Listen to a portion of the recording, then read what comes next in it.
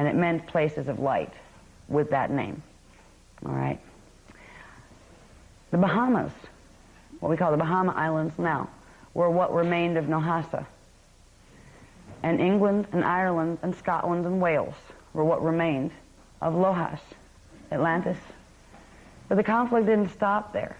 There were still the hybrid races that were being controlled by the fallen angelics, and the hybrid races that were trying to escape the matrices of the fallen angelics. And the angelic human 12 tribes, there were 12 tribes of angelic humans that were attempting to keep things stable here. We are already mutated by the 25,500 BC mess with the reverse Merkaba. There was a series of events that took place, and I'll read them to you because there's not going to be time to talk about each one. There will be more on them in the books. But I'll come back to where I show you, I'll just read to you the list of the series of events that took place, and I'll just highlight a couple of the main important ones that you need to know. In 10,500 BC, with the Luciferian conquest, that's when Enoch decided to go south. He decided to say, forget the Emerald Covenant, and he led his races, his Jehovian hybrid races, out of the Emerald Covenant, because it looked like, when the next stellar activation cycle came, it looked like the Anunnaki races were going to wipe out the humans. And if they were going to be the ones on the planet, and Enoch didn't agree, his groups would be killed. So out of pressure by the Anu Seraphim Anunnaki, he chose to exit the Emerald Covenant.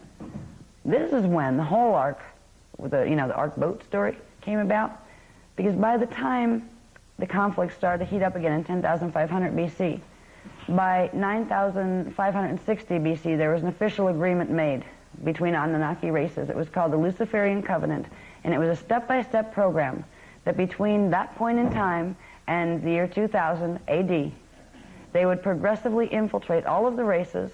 They would get the coding from the angelic human 12 tribes by raiding the 12 tribes, sexually interbreeding with them to get a genetic line to create a super race that would carry the codes, the Stargate codes that corresponded to Earth's grids. So they had, not only were they fighting for the Templar now they were targeting the angelic human race because it had the codes, and if they could interbreed, because now they were capable of creating live offspring, if they could create a race that would hold all of the Stargate codes, and they'd have to do it one group at a time. They'd have to infiltrate Tribe 1 and Tribe 2 and Tribe 3 and very carefully interweave what tribes they raided to create a race of children, a race of human mutants that would look like the rest of us, that would have the keys to the Templar running in reverse. This is what they tried to do, and it was an official agreement that was made. What we're living right now is the end of that agreement. There's some interesting things done in order to fulfill that agreement. Interesting and horrific. The most important one that I'll add to this, because there's a whole list of them that I could go through, and I'll just go through the list real quick without having time to elaborate. But in 3470 BC, the Galactic Federation, you know, our buddies that are putting out books now and they have a website and stuff, well, these guys were behind the Master Race program. They decided that, yes, we'll combine both the Jehovian Anunnaki and we'll combine the Anu Seraphim Anunnaki hybrids, and we'll combine the Draconian hybrids, and we'll make a Master Race, and we'll go raid every one of the 12 tribes of the angelic humans. But in order to do this, there was something interesting that was taking place. The Magi races that managed to survive despite the persecution, most of them had ended up in exile here. They had gone to Lohas, Atlantis, because that was one of the last holdouts of the Magi races and of the angelic human 12 tribes. They'd come here to hide because they were being persecuted in Egypt. They were being persecuted in the main centers were Egypt and in the Florida area where Brua Atlantis was, and Africa. All these areas were beginning to be infiltrated by the hybrid races under control of the fallen angelic races, who were now forming agreements through the Galactic Federation, who claimed to be our buddies and at times have worked to assist the Guardian Alliance, and then broke the Emerald Covenant again. In 3470 BC, they initiated more of the frequency disrupt of that grid that I showed you, that's the checkerboard matrix. That was already in place. And what that did at that point was cut the grids by 1/3. It slowed Earth's rotational speed by 1/3. It cut 1/3 of the chromosomes off in the DNA. It cut 1/3 of the grids, the energy running through its grids down. Well, they went from 1/3 to 2/3 cut down. Out of, there's something called, I'll just explain it this way because it applies all the way through the planetary grids, but I think it's easiest to understand in terms of a DNA strand. Now, in a DNA strand, you have the 12 blueprints for the chromosomes, which are the 12 fire letters, or chelons. In each of those chelons, there are 12 what are called vector codes. Each of those 12 vector codes form the blueprint for one chemical base, but they're the same 12 vector codes. That's how we were a base 12 DNA template. Now, when they did the first reversal in 25,500 BC, they cut off completely vector codes 12 through 9, leaving 8 left. All right?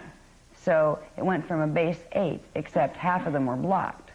Now, what they have done in 3,470 BC was they took the 8 that were remaining and severed them in half and polarized them. That's how we got our base 4. What this did to the human genome and what this did to the planet was atrocious. It not only cut the grids 1/3 off, it cut them 2/3 off. It slowed the spin of the planetary Merkabahs by 2/3 reverse. It turned what it's still, at that point, you could identify the difference a little bit between the biology of an Anunnaki hybrid and a human. It completely changed that, where we mutated, all of us, into a race that we now call Homo sapien. We call human. It isn't human, it's not even Anunnaki. It's Homo sapien 2 mutation that was caused by this extra level of polarization that they put in to the nibiruian dotted crystal grid. And what it has also done is mutate the heck out of every other life form on this planet, every plant, every animal.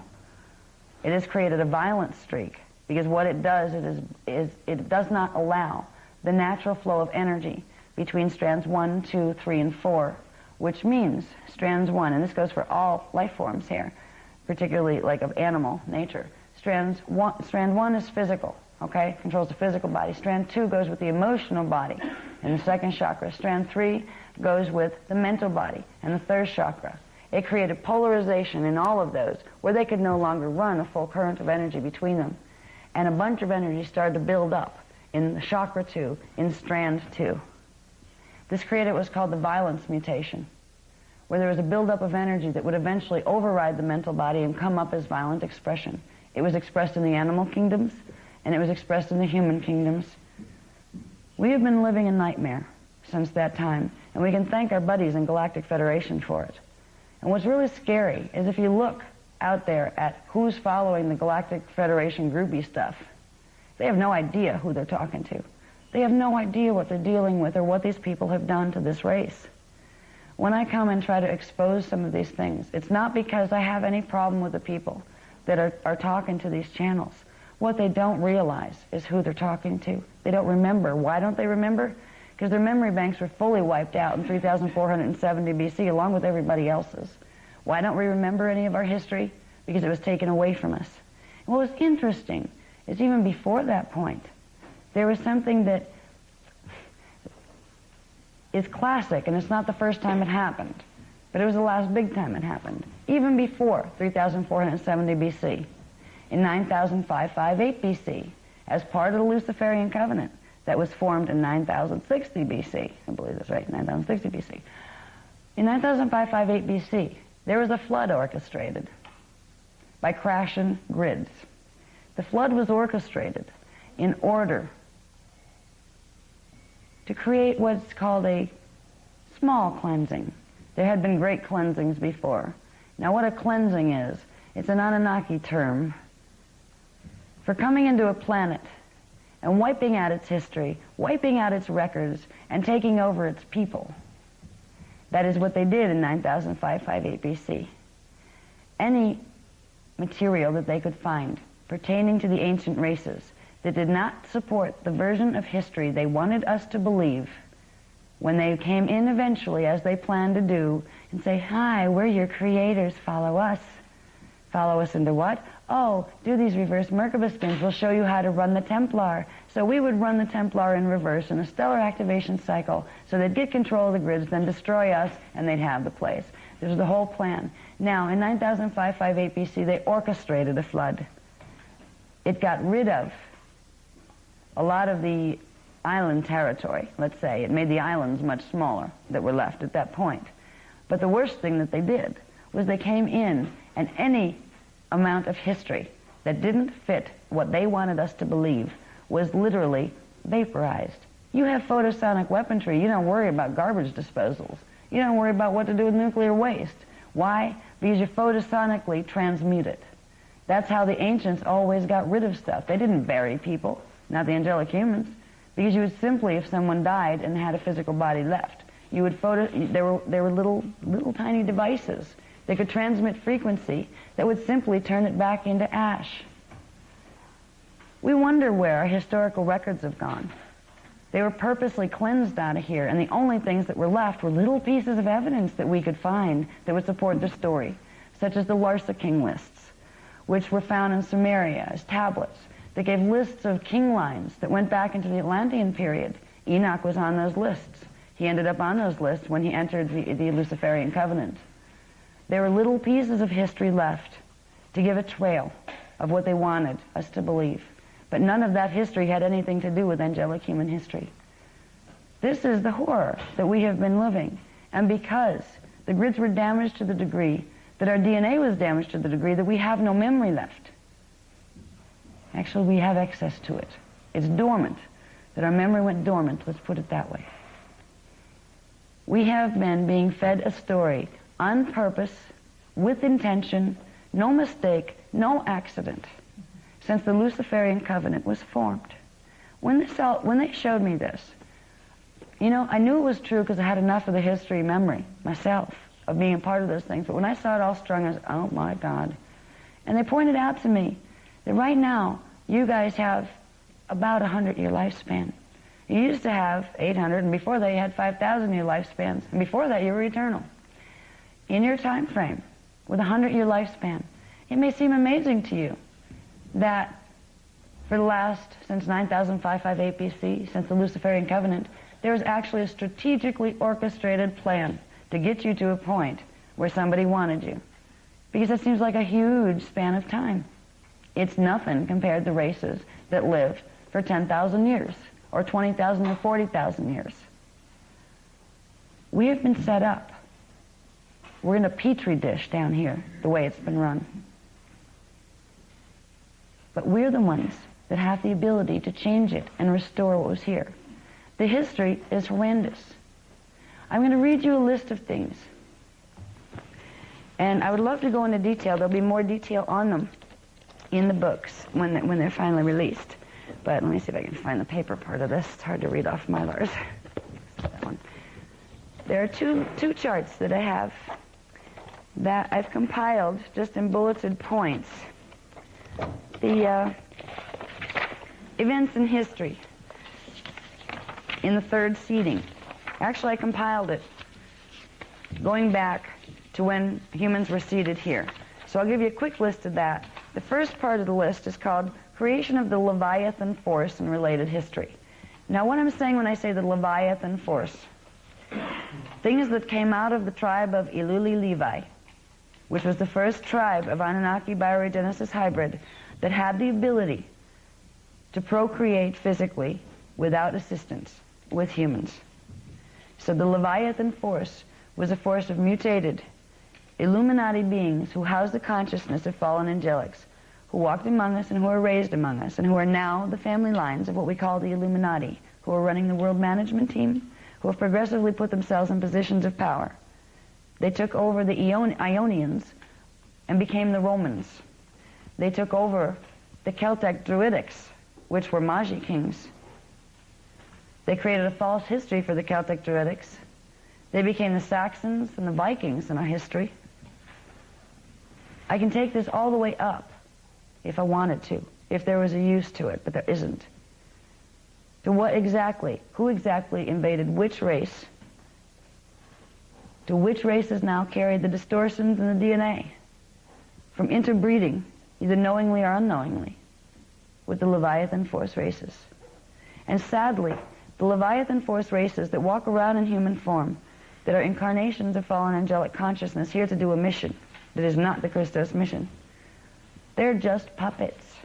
And this is what their fallen angelic matrices don't want them to know, because if they realized that they were considered expendable, and they would be destroyed too just as easily, that their matrices didn't care about them, and their limited quests for power weren't going to get them anywhere, they'd probably join the Emerald Covenant. Because one thing they do have, similar to their fallen angelics that created them, is a huge self-interest. If they realized that they were just considered expendable resources, if they knew what was going on with all of this, even the Illuminati races would betray the fallen angelics who they have been serving. If we look at the Middle East, if we look at China, if we look at all of the systems on this planet that have forms of government that are absolutely despicable when it comes to the treatment of other life forms, these are not humans that have been controlling or setting up these governments. And it's about time we realized it. These are races that are tortured. They appear as human. Their souls are not human. They're tortured by the matrices that they incarnated out of, except for a few. Because the way these matrices have worked is they would incarnate in a few human bodies. They would create a hierarchy where there'd be one or two central controllers, D10 or D11 dark avatar in body. And they would create their little tier, their little pyramid of gophers, where they'd have maybe oversouls or souls, little underlings, or things they trapped in D4 that they'd stuff in human bodies, that they would be their little puppets. This is how they come in, and this is how this social structure has been taken over progressively. If you look at the structure of our governments, what do you have? You have this pyramid, okay? You have the little guys controlling at top that are usually pretty invisible. They're the ones you don't even hear about. These are the World Management Team people that are behind the Bilderberg Commission. They're behind NSA. They're behind the Trilateral Commission. They're behind all sorts of names that are very popular in the New Age circuit as being conspiracy organizations. But what is not realized is where these conspiracy organizations came from. It came from the Anunnaki bioregenesis program and the horrible things that have been done since the tribe of Levi was brought here, because it gave the ability to infiltrate the genetic race line of the humans. Now, we're all trapped in this. The draconian souls, the Anunnaki souls, the human souls. Every one of those races can become Christed. Every one originally started as it. Even the fallen angelics, they started as Christed beings. So if they don't want to go back into the light, the races that they create down here, if they have a choice presented to them, they can get bioregenesis and get away from the matrices that are telling them they can't go back into the light, and they can get back into the light, and they can regenerate their 12-strand template. So there's a solution to this mess. But if we don't realize the magnitude of the mess that's going on here, we're not going to be motivated to do anything about it. If you wonder why I'm willing to put my neck on the line and go talk to people that I don't even know about stuff that seems so out there that you might as well call me crazy. If I thought I was crazy, I wouldn't have the guts to do this. I know I'm not crazy, and there's a part of you, and I know that, especially with indigos. There's an ancient knowing. You may have conflict with this type of material for a while, but some part of you knows, once upon a time, the human race was a beautiful and blessed race. If you look at that memory, just the feeling of that knowing, because it's in you, each of you, and I know that. What happened? Ask yourself. If you find this hard to digest and believe, ask yourself what happened. Because this is what happened.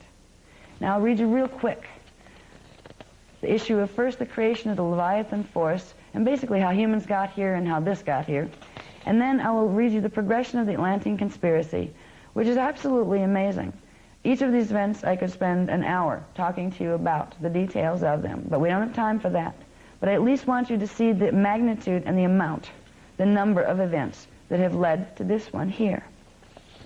First of all, the creation of the Leviathan force list starts with, it goes from 798,000 BC to 33,000 BC technically, but I threw in there on the top of it, just so people who didn't know the Voyagers material, that 250 million years ago, humans were seated on parallel Earth. 25 million years ago, the human 5 Palladia cloister races, which were the high Magi races that had 24 to 48 strand DNA templates. They were seated here 25 million years ago. 5,500,000 years ago, human seeding 1 was destroyed by something called the Electric Wars, which was a war between the Dracs, the Anunnaki, and the founders had to intervene, and what it ended up with was light balls flying across the planet, frying everything in its course. And what I mean by frying is not in normal nuclear terms. Photosonic. Photosonic radiation has the ability to hit the core templates with sound and demanifest them, literally, fragment them, where the physical matter based upon them instantly turns to dust. We wonder why we don't have any evidence left to dig up. The only thing that's left is what people wanted us to find, except there's a few things that were hidden by the Magi lines. And they'll come out when it's time to prove the things that are here. Now, 3,700,000 years ago, human seeding 2 was brought in after the first one was wiped out. 848,800 years ago, human seeding 2 was destroyed by something called the 1,000 Years' War, when a race called the Nephilim, which were Anunnaki that came in and forced themselves on human women to create a race of what appeared to be giants, Nephilim, to take over the planet on behalf of the Anunnaki agenda. There was a 1,000 Years' War fought over that, and angelic human seeding 2 was destroyed. However, the Nephilim didn't win either, because the guardian races came in and they basically kicked them off the planet, and they put them on Nibiru. They didn't hurt them. They just got them off Earth because they didn't belong here. They had been entrusted, actually. It had come about by visitations that had been allowed by Anunnaki that were claiming to be nice. And then they invaded by sexual invasion. In seeding 2, you could interbreed sexually between the two race strains. That's when certain alterations were made to the gene codes, so that couldn't happen anymore unless it was done by permission. But that changed later with the Iluli Levi. Now, I know it's getting late. I just want to go through this real fast, so I won't elaborate a lot, but I'm just going to read the list so you see the number of events that took place to get us here. Okay, 848,800 years ago, human seeding 2 destroyed by a 1,000 Years' War. 798,000 BC. 5 Palladian Earth-type cloister angelic human races were seeded, round 1 of angelic human evolution. 669,000 BC to 250,000 BC. The Rama and the Temple Wars, Anunnaki and Draconian invasions. Nephilim and Draconian and Arantria, Jehovian Anunnaki Illuminati hybrid humans were invading. There's a whole bunch of who are these people? There's an answer to that, but I won't go into that right now, and we'll never get out of here tonight. Okay? But you get the idea of invasions. Draconian Anunnaki. It gives you the idea of the pattern here.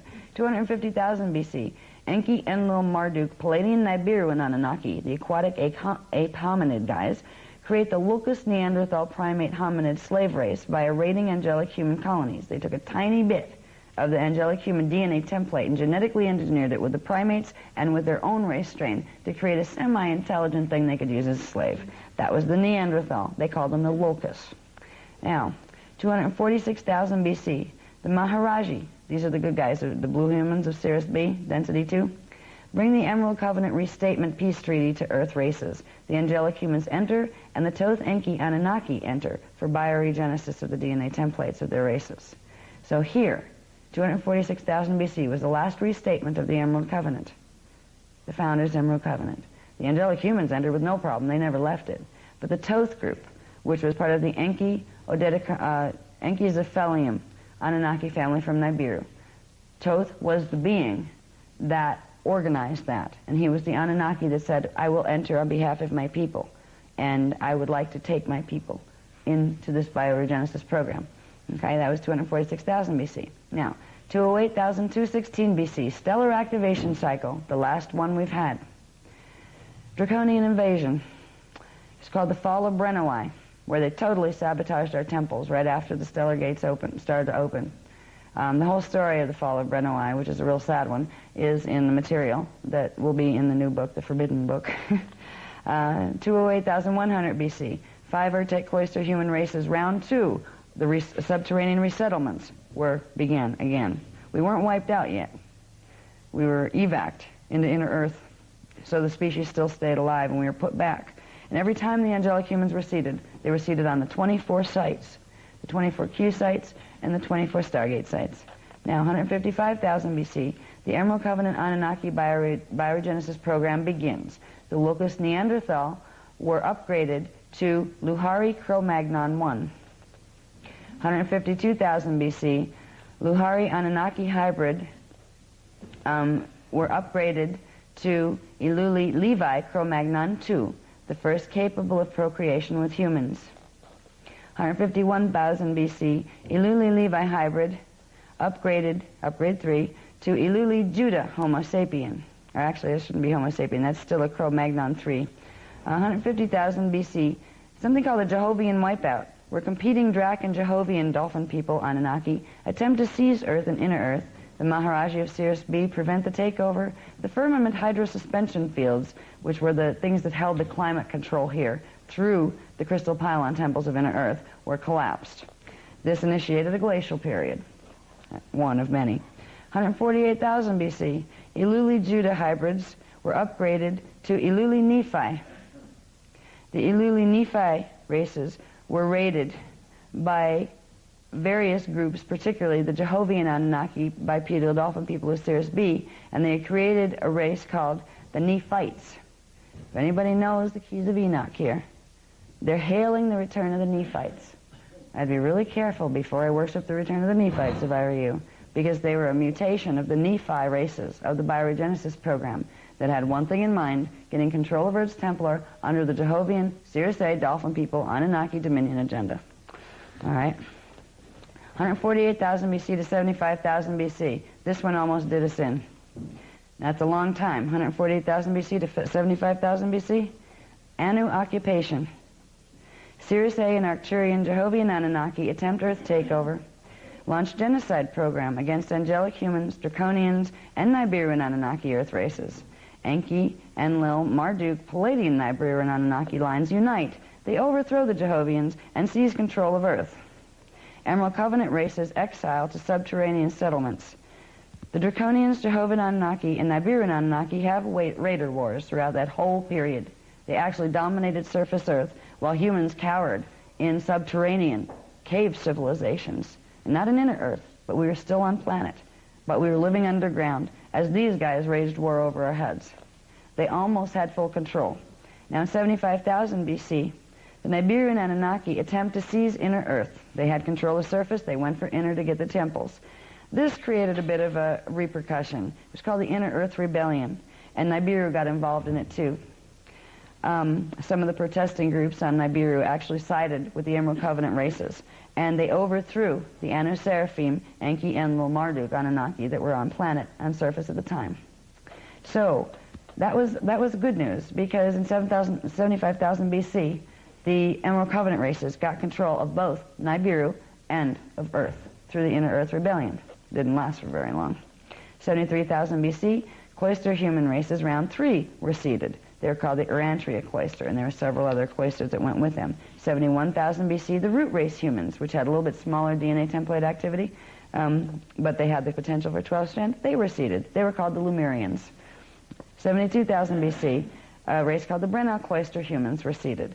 Now I won't even try to explain it right now because it takes a bit to do it, but in Voyagers Volume 2, Secrets of Amenti, which isn't available because they all sold out, but now second printing is coming out with new information, it tells you all about the cloister races and the root races. So if you don't know what they mean, it's in that material, okay? And it won't be fully restated in this new book because it's already in that material, but that book will be available hopefully around October or November, whenever they get it published at Granite Publishing, just in case you want to, investigate.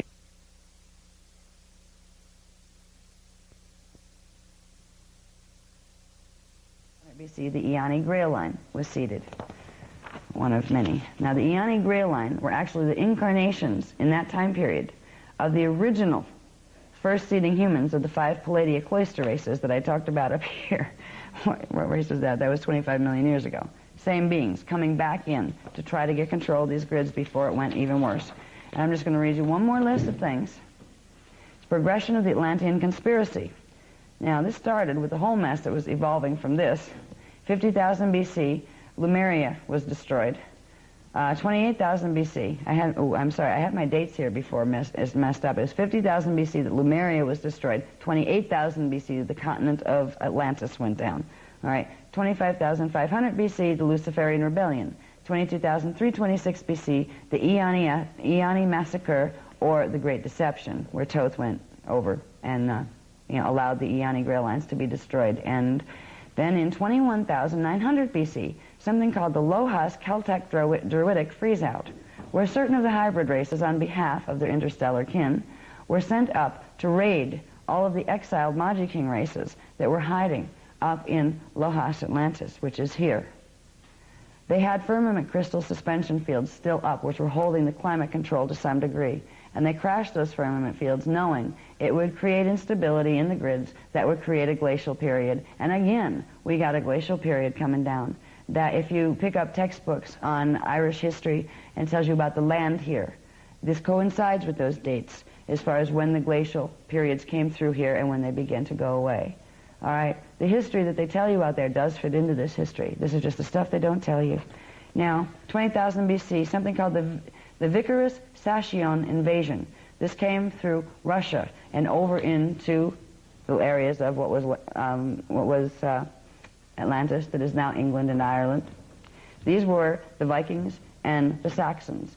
The Vikings and the Saxons were actually the Vicarus and the Sacion, which were hybrid races controlled by one of them, I believe it was the Sacion, were the Palladian Samjazi Anunnaki hybrid races.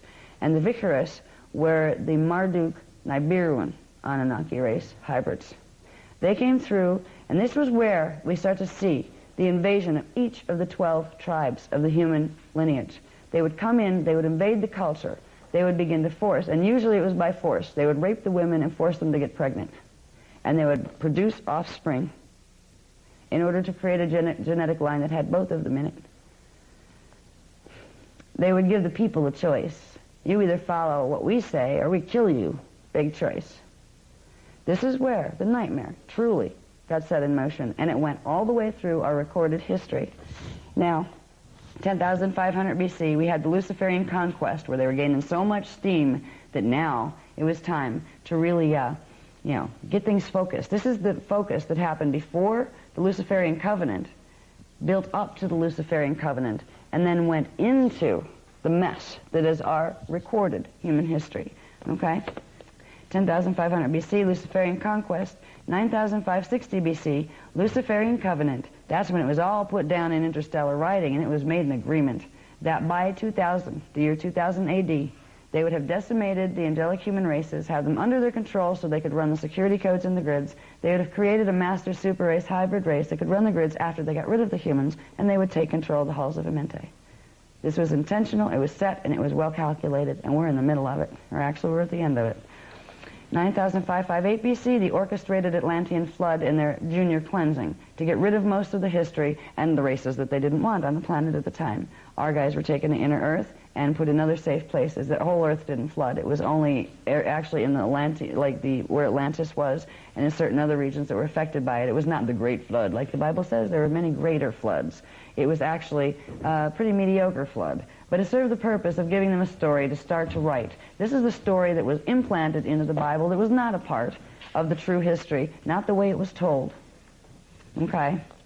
8,900 BC, the Sumerian invasion, when we put our guys back up to try to start the cultures again. In the Sumerian area, which was in the area of, I believe now it's where the Persian Gulf is, a place called Ur, which was where Stargate 10 is, so Tribe 10 was there. Each of these locations corresponds with where a human tribe was. If you look at our history and you know where the Stargates are, you can start to see where the invasions were taking place and why. So we had 8,900 BC Sumerian invasion, 8,400 BC Egyptian invasion. That's when the Pharaonic rule came into being. Well, you know what? The Pharaonic rule was not the Magi King rule. They took over the Magi King, and they imposed themselves. The pharaohs that we go, oh, wow, look at their temples. You know what? These were the hybrid races, and sometimes they were the ET races themselves coming in. There were times when Galactic Federation during this period entered the Emerald Covenant for their own interests and agreed to try to take that super race that they'd been carefully creating and, okay, let's get it Christed. And then they would pull out again and betray us and go against the Emerald Covenant and take the super race with whatever advantage they got by entering the Emerald Covenant in the first place, and they would take it to use it against the human races again. Now, 7,500 BC, the Knights Templar invasion. This is when that super race began to become a real race identity of its own. It had a combination of the various tribes that had been raided. It had Celtic Druidic gene code in it because they had raided the Celtic Druidic tribes of the angelic human Magis. It had Essene in it, which was a family line of the Melchizedeks, which were a cloister angelic human tribe. It had Nibiru in it. It was a composite race that was born out of what were called the Anu Melchizedeks, which were the stage 5 of the Anunnaki bioregenesis program, combined with all the races that they had raided. They have been progressively, through making babies and arranging marriages, either by force or by trickery, creating a race line of beings that were capable of running the stargates here once we were no longer needed. That race became known as the Knights Templar. All right. You also had the Knights of Malta, which are very interesting, because the Knights of Malta were actually part of the Knights Templar that got invaded by the Draconian agenda people that didn't like the Anunnaki people. They took that gene code and tried to make it their own. So you had the Knights Malta and the Knights Templar hating each other and both working with the Roman Catholic Church for a while, once the Roman Catholic Church was set in motion. Guess who set it in motion? Both of these groups did. All right? Now I'm not against Catholics, and God bless these people. My family is half Catholic. They're good people. They follow a creed that is not worthy of them. A creed that used to be true. And this is what makes me angry enough in certain ways to speak the truth, even if you get mad at me, because I'm not crashing your sacred. What I'm crashing is the horrid things that have been done to the things that humans hold sacred. Those holy books, what they did to them is disgusting. And what it has done to us in our minds and our bodies is disgusting. It's about time somebody stopped it. We have the power to do that lovingly. Okay. 5,900 BC were called the Centaurian Wars. These were interesting because portions of them are recorded in the Hindu Sanskrit text of the Mahabharata, where spaceships came in and blue people came in to defend the races. Yes, they did, because they were attempting to do a genocide program. The Knights Templar groups had agreed with some of the other groups to basically clear the humans out of the way for now and have it out with the Dracs. So they were going to have this two-way fight and get the humans out of the way and see who was going to win the territory before 2000 AD arrived. Well, it would have destroyed everything at that point. They would have blown the planet up. And not to mention decimate the human lineage. So what was done was the Sirius B Maharaji did come in with their spaceships. And they did flatten the Draconian fleet, and they did flatten the Anunnaki fleets that were on planet. Not to hurt them. They gave them a warning. Get out. Get out now. Stop it. But they wouldn't. Galactic Federation started the Anunnaki side of this. Boy, did they run with their tail between their legs. And all of a sudden, they wanted an amnesty contract because they wanted to get out of what they started. The Centaurian Wars, there is evidence for them in the writings of the Mahabharata that are still with us today. And there's more writings that are hidden that haven't been revealed. 3,650 BC, they raided the Mayan cultures that were originally ours. 3,470 BC, they call this the Babylon Massacre because when they came in and did that final blow to the gene code, where they cut it down from a base 8 to a base 4 by jamming the other third of the grid, so 2/3 of the grids were jammed, that was centered around activities that were taking place in Babylon. And it came down as a story of the Tower of Babel in the Bible. But Galactic Federation didn't bother mentioning or putting their signature on the bottom. And as far as God knocked it down, excuse me, Galactic Federation knocked it down. You know, they like to call themselves God. This had nothing to do with Source. This had nothing to do with the intention or the will of God. God is a loving God. God is capable, when God forgets that God is God, of becoming horrible. When it's in manifestation here and forgets its relationship to the whole of itself. Okay? Now, 2668 BC, the Joshua invasion. Pharaoh Joshua of Saqqara, that was Enoch. He had at that point been, since 10,500 BC, he had entered the Luciferian covenant. Well, the Luciferians had betrayed the Jehovian races. So he decided that Enoch was in a position where he didn't know if he was going to go Jehovian or if he was going to stick with the Luciferian agenda. But he wasn't going Emerald Covenant. He came over and he took over Imhotep. Imhotep was one of the original Atlantean kings that came up from the Atlantean king lines. Imhotep had started Saqqara. He was one of the last remaining that became the Egyptian true Magi king lines before the Pharaonic lines completely overthrew them and decimated them. Imhotep ended up working with Zoshar because it was the lesser of the evils, because Imhotep was hiding Magi. He knew where they were located. And Zoshar knew too, Enoch knew too. And he basically made him a deal. We'll tell the Dracs that are running Giza where they are if you don't work with us. It was the lesser of the evils. So Imhotep worked with Zoshar for a period to protect his people from being exposed. These are the kind of deals that were being struck all over. We were boxed in the corners every time we tried to breathe. Now, 2024 BC, there was a Dead Sea conquest. There was a whole other thing here that ended up as the Sodom and Gomorrah story in the Bible, where there was an attempt to destroy the Hebrew races, which were angelic human races. 1670 to 1550 BC, the Hyksos invasion. The Hyksos races, they were the Midianites. They were the same ones as the Knights Templar. They were the super race that was meant to take over. Well, they invaded Egypt, and they did it for a while until they got kicked out of Egypt because the Egyptian people, who were already raider races with a draconian agenda, decided to kick them back out. The Egyptian people were caught in the middle of all this mess. This is the thing. The angelic human 12 tribes were caught in the middle of this absolute chaos, offered the choice of, you shut up and believe what we're telling you, or you follow us, or you're dead. If we wanted to keep a Magi Grail line here long enough to have the codes on the planet to run them a long way, we had to put up with an awful lot of stuff. Because if we just stood our ground, we'd all be dead by now, permanently. We wouldn't have a race line here. I mean, when you're dead, you're not dead. You know, you go on. However, if you want to keep a race line on the planet to run the planetary grids, you put up with a lot of nonsense. And we did, and we have, and it's brought us to this. Now, 1476 BC, the Hyksos Exodus. The Exodus story in the Bible was not about poor Hebrew people being persecuted. It was about the Hyksos that had tried to take over Egypt. They got kicked out by the Dracs, going over because Galactic Federation made a deal. Here, we'll give you the rod to use, out of the rod and the staff box that I told you about before. You will be able, and this is how, actually, Moses, had created some plagues and some interesting effects for the pharaonic line that was running Egypt at the time. It was the Tutmosis pharaonic line. And the Exodus took place during Tutmosis III. All right, the Exodus took place in 1476 BC, where Musa was sent by Galactic Federation to let my people go. And what they were supposed to do was go over to the areas that are now known as Israel. And they were supposed to take over the Hebrew peoples that were the guardians of the gates that were over there.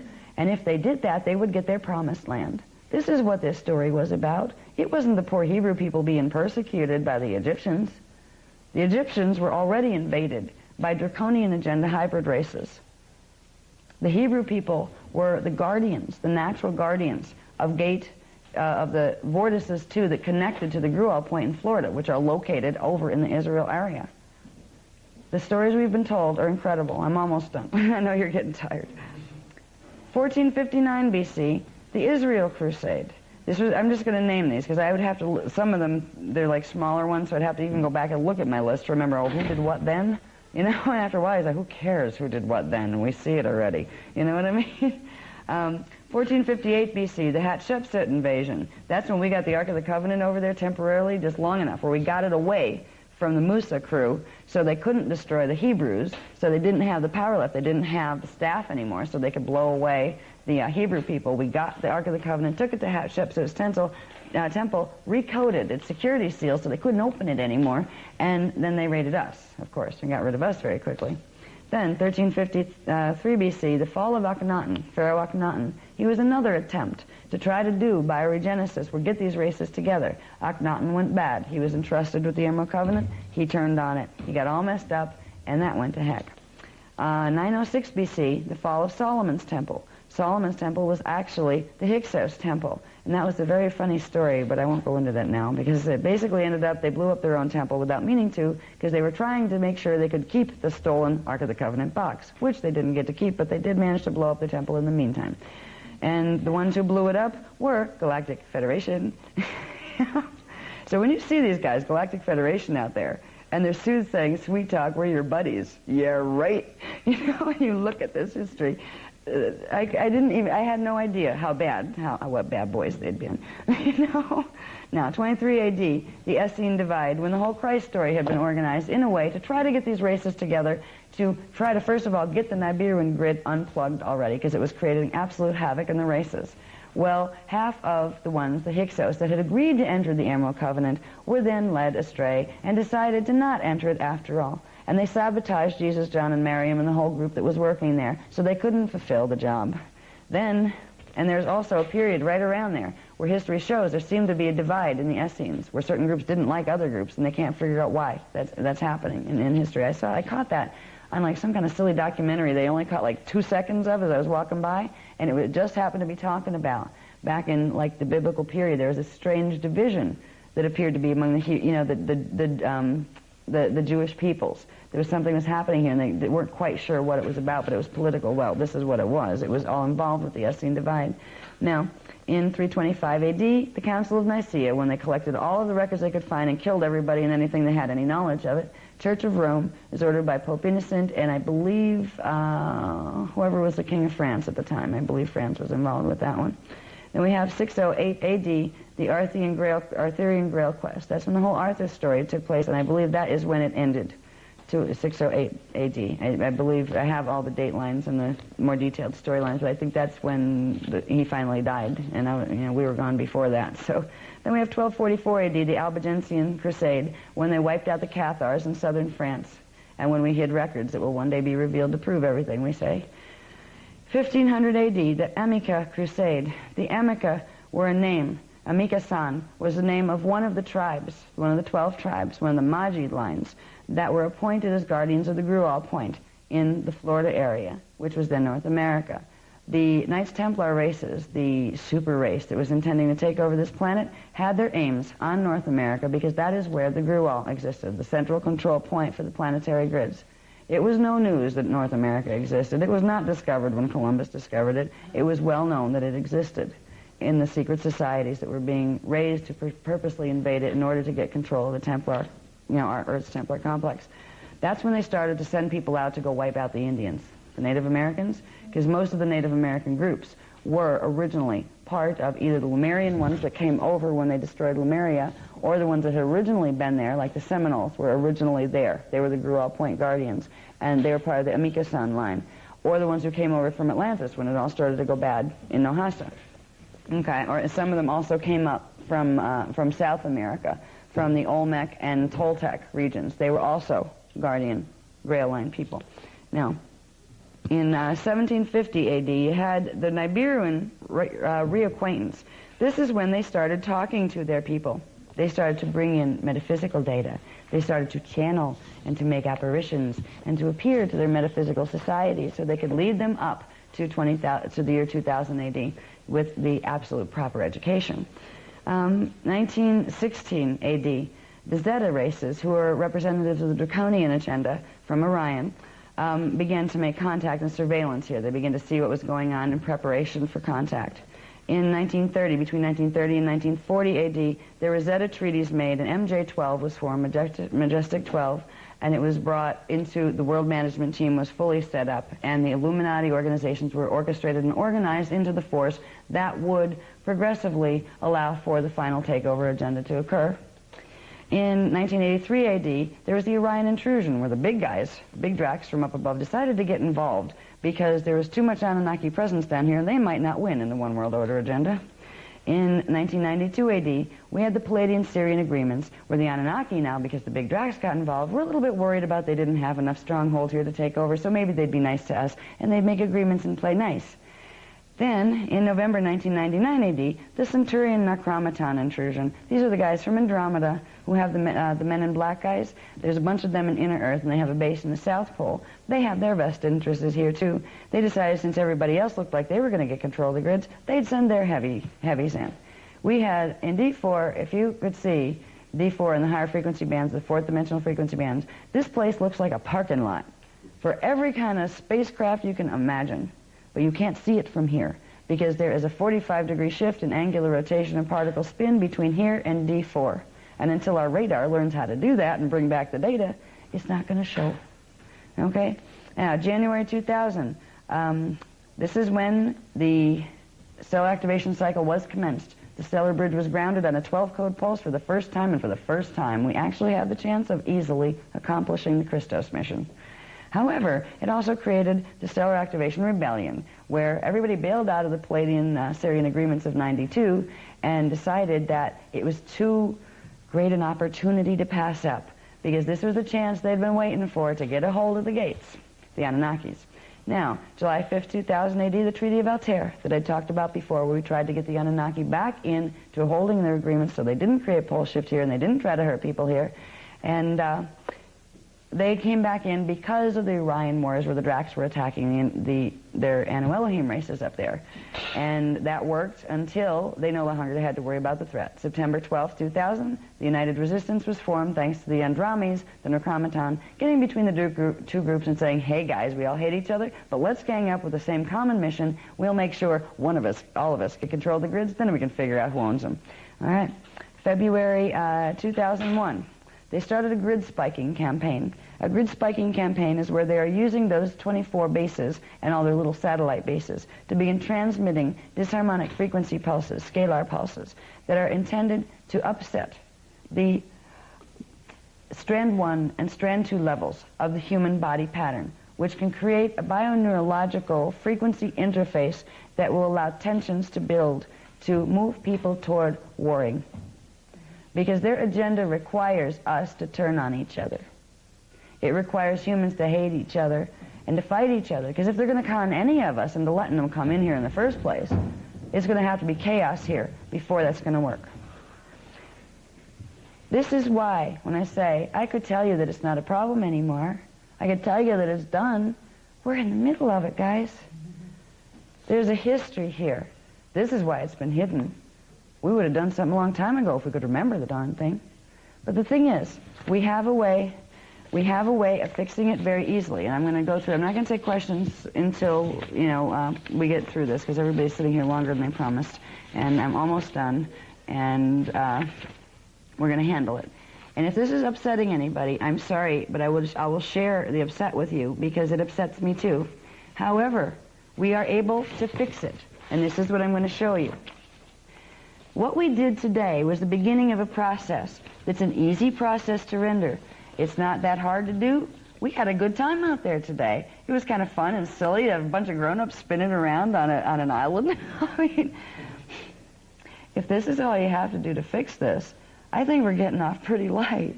The big problem, guys, has been lack of knowledge.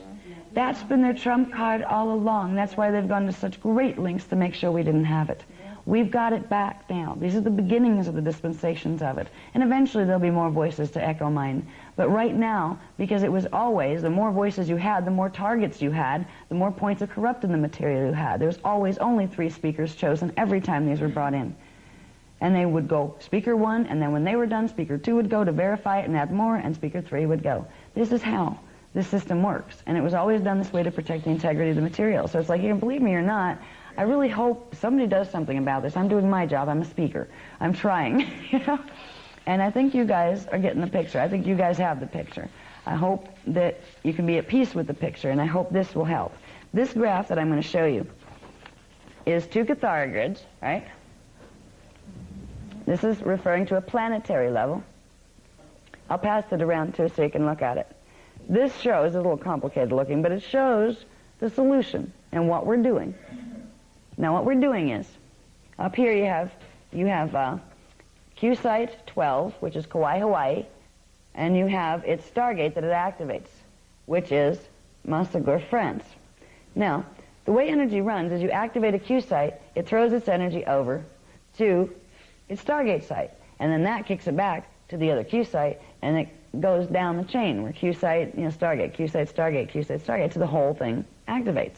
Now what was done in Kauai, Hawaii was opening something called the Halls of Amareya Passage on the universal level. Universal stargates 12, 9, 6, and 3 have been opened to allow a full D12 Maharata current to flow down from Lyra Aramatena, which is the frequency we have been waiting for to be able to reset the Christos pattern in Earth's Templar. Okay?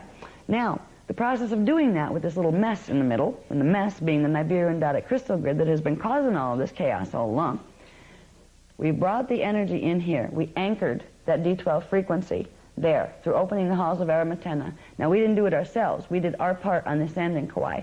We opened the sites to receive what was coming through Sirius B Stargate 6, which is what connects to Kauai, Hawaii.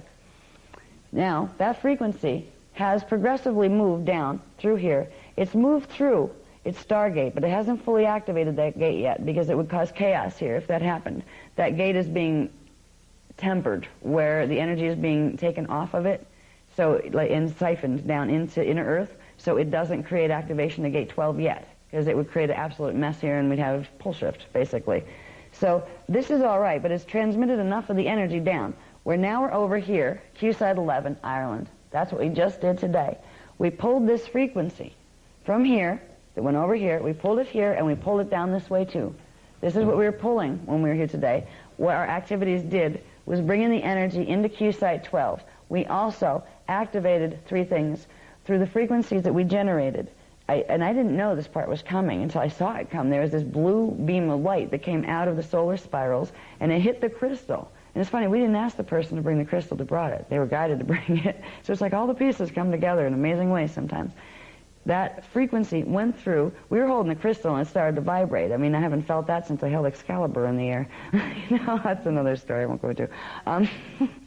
But it went down through, it went through the ley lines into the area right off the coast there where the Ark of the Covenant box is buried, holding the rod, the staff, and right nearby in the inner Earth territories, in the Crystal Pylon Temple 11 that's under there, there is Signet Shield 11, which is the activation device for Q-site 11.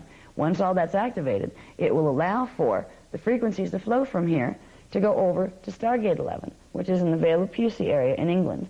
That precise location will be revealed to us when we get there. All right, that's why we're meeting in this parking lot. It's security clearance data because once they give me the information from the plates or even telepathically, it's available in the frequency bands, and it takes only a day or 2, sometimes 3 days, for interception and decoding of Guardian information from the other side, and they can try to set up resistance. So it's always been, because we have these security channels and because I drive myself crazy taking information down 2 hours before I have to give it sometimes, that we have been able to stay one step ahead of them the whole time. So we just did this. We go to England, we're going to pull. And this is the big hurrah. This is where I want to go out afterwards, and I want to have a nice tall drink of something wonderful, and I just want to let out a whoop. Because if we're successful with this, which we will be, that darn monstrosity, that nibiruian diotic crystal grid that has been hooked up to Wormwood, their battle star, that has been hooked up to Nibiru, that little monster is going to be turned into a prince. It's not going to be killed. It's not going to be wiped out. It's not going to be decimated at all. But it's going to be recoded to a D12 frequency, going the right direction, which means it will be used to help anchor the proper spin of the Merkaba. And remember all those grid lines I showed you on that one map that is spanned out like a horrid black spider all over the place? Well, it's going to take a while, but all of those grids are progressively going to go to carry the right spin as the D12 frequency runs through them. So what they put in to harm us is going to turn out to be the thing that allows us to be able to do this quickly and easily. And that's what they're really, really hoping we aren't able to accomplish. Because once we do it, they can't touch it. They can't access D12 frequency. They can only mess with stuff that's D11 or down. Once we get it coded on a D12, it is ours, it is the planets, it is the Christos. So all the crystals here for pylons and pylon temples, they also be recoded all the... This is the problem. It's a time. It's a race for time, okay? Once we get this done, once that's broken, that's going to start to spread.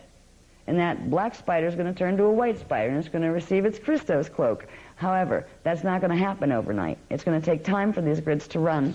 Now, meanwhile, we have, on these different locations, the 24 or 23 other temple complexes, the crystal temple complexes that are connected to those pictures of crystals that you showed, those crystals that you saw.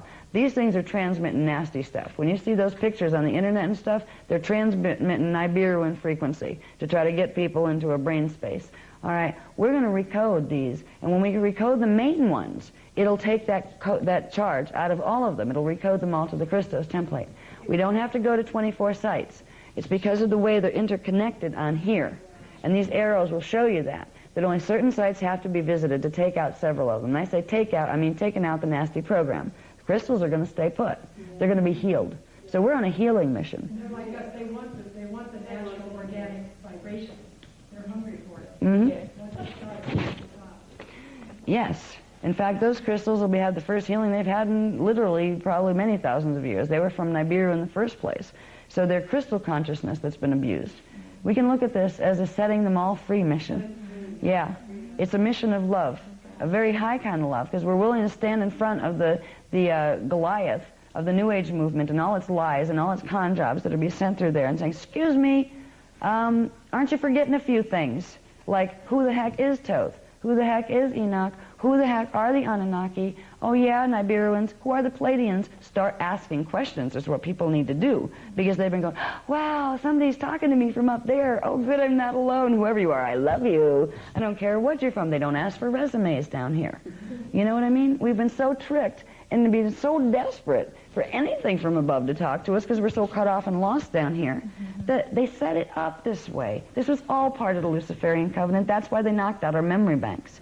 So it'd be easy to come in and seduce when it was time to do it. Now, here's a real quick rundown of what the locations are that are going to be, we're going to go to in order to solve this problem. Well, first the quick rundown of the bases, so you know where the bases are located. Number one, their first control bases, the 24 bases. Number one is in Kauai, Hawaii at Q Site 12. We took that one out and recoded that when we were up there in Kauai. Number two is in the Vale of Pusey, England, Stargate 11. Okay, we're going to take that one out and recode it when we go down there in, while we're on this trip. Number three is in Iran at Stargate 10. Number four is not at a Stargate. It's between two of them, which makes it a control base. It has access to several of them. It's in Pakistan. Number five is in Bermuda at Stargate 3. Number six is in Sarasota, Florida, which we already took out half of, and very soon we're going to be taking out the other half of and reclaiming the whole Gruel point. Number seven is in Machu Picchu, Peru, Stargate 5. We already took care of part of that. We have to get the other part back, because what we did when we went to Peru last year, when was last year? I lose track of my time. When we went in August of 2000, we had cleared the grids and they'd all gone well, but then they took them back, because that's right when the grids would have set by October, and in September is when they broke the Treaty of Altair and took the grids out from under us again. Number 8 is in Portugal. It's another control base. It's between two gate points. And the betweenness, this is how you understand the relationship between the gate points. I'll start to pass this one around for people who want to look at it. Shows you how the Q-site Cathara grid that goes with the stargates of inner Earth corresponds to the 12 stargates and the Cathara grid that connects them on our Earth. Okay? And Q-sites, remember, activate the stargates that share the same number. Okay? Yeah, and all the arrows are all over the place. They're showing you how we're running current from the top down to clear the bases, and the bases are the little funny-looking pyramids that are drawn on there. Okay. Control base number 9 is Lake Titicaca, Peru. We're going on our Peru journey. We're going to go there, as well as to Machu Picchu. Number 10 is Giza, Egypt. Thank God we don't have to go back there again, because that was about the worst place I've ever been, just because of the energy and the nastiness that was thrown around there. I was amazed. Number 11 is in the South Pole, and fortunately we don't have to go there, because that's one of them that can be taken out by, working other grids. Number 12 is in Mauritania, West Africa. We don't have to go there. That's a control base. Number 13 is in Paxoi, Greece, Q-Site 7. We do have to go there. So at some point between now and the end of 2002, we're going to be going to Greece. Number 14 is in central Mexico, Q-Site 4. Number 15 is in Cyprus, in the Mediterranean, Cyprus Island, Q-Site 1. Number 16 is Easter Island, Q-Site 2. Number 17 is Vatican City, Rome, Q-Site 5. Thank goodness we don't have to go there either. I'm sure we'd be highly welcome. Number 18 is Johannesburg, South Africa, Q-Site 3. We don't have to go there. Number 19 is Brazil. It's another control base. Number 20 is Tibet, Q-Site 8. That's the one I think we have. Yeah, we have to go to Tibet. Number 20 is Central China, Stargate 8. Number 22 is Hamadan, Iran. Thank goodness we don't have to go there. Number 23 is Iraq, Q-Site 10. Thank double goodness we don't have to go there. And number 24 is Bosnia, and we don't have to go there either. Here's the places that we're going, and this is the last thing I'll say before I say goodnight. So we can all go home. Oh, what? What? No question. going to say, what about questions? Oh, God. If I start with questions... Well, I'm trying to preserve all of us, actually. I know Michael's very tired, and I'm quite tired. And if I stay here with questions right now, we will be here till dawn, I'm sure. I just want to let you know one thing before we say goodbye. Here is the mission, all right? Number 1, we did already. Q Site 12, Kauai, Hawaii. We did that in May 2001. Mission 2, Q Site 11, which we just did in Ireland, July 2000. Mission 2B, Stargate 12, Southern England, which is what we're going to do in the rest of this trip. Mission number 3, after this trip is over, the Gruel Point in Sarasota, Florida. That's where we live right now. So in September of 2000, we're doing a workshop and roundtable there. Okay? So that's Sarasota, Florida, would be the next one after England. Mission 4, number 4, is Machu Picchu, Peru, where we're doing Machu Picchu and Lake Titicaca at the same time. That's going to be end of December, beginning of January of 2001, 2002. And Mission 5 is going to be to Paksoi, Greece, somewhere between May and June 2002. Mission 6 is to Tibet, somewhere between August and September 2002. Mission 7 is to Montségur, France, somewhere between November and December 2002. So right now, that is the story of what we're in the middle of. Michael, can I ask you a question, love? What's the best way to get a hold of us with questions? Writing? Like snail mail? Okay. And the address, if anybody wants to write to us with questions and things, it'll take us a while to get back. But we will do our best to do that. Because I don't want to leave you without being able to answer questions, right? But we can't do this. I do want to show you one as a grand finale, so you can remember this forever. Every time you look at a crucifix, every time you look at a crucifix, guys, I want you to know the story of the real crucifixion. I'm going to pass this around real quick. This is the diagram of the axiotonal lines that run through the human body. This is what has been done to those axiotonal lines because of the nibiruian dotted crystal grid.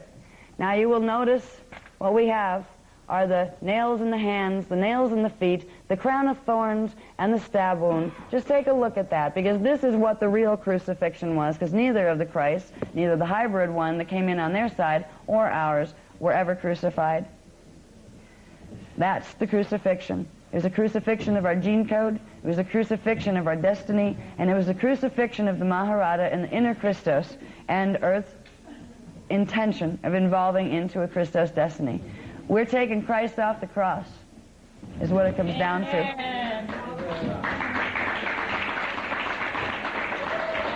Thank you. Thank you, guys.